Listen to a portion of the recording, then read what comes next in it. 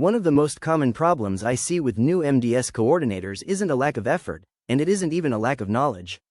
The biggest mistake is not understanding lookback periods. And when you don't fully understand lookback periods, it's very easy to code something incorrectly even when the documentation exists. In MDS coding, documentation doesn't just need to exist. It needs to exist within the correct lookback period. If documentation falls outside that window, it usually cannot support the coding decision.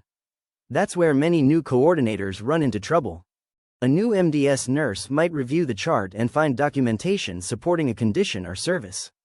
For example, they might see therapy documentation, nursing notes, or physician documentation and assume it supports the coding.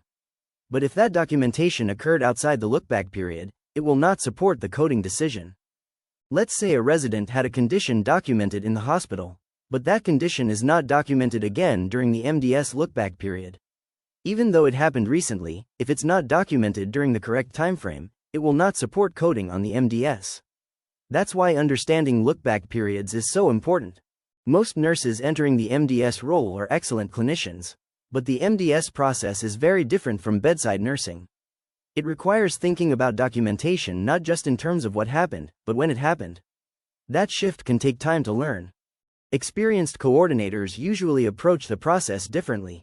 Instead of waiting until the MDS is due to review documentation, they start tracking documentation proactively. For short-term residents, chart review begins during the referral review, continues during admission assessments, and throughout the resident stay. By the time the MDS is completed, most of the documentation has already been identified.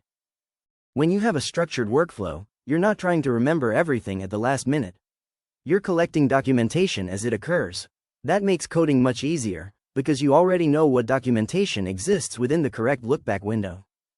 One practical tip is to pay close attention to documentation as it occurs. Review therapy notes, physician documentation, and new orders regularly.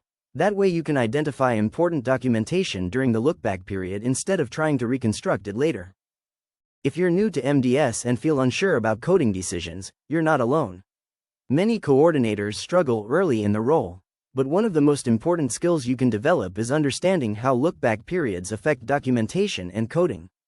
Once that concept becomes clear, the entire process becomes easier.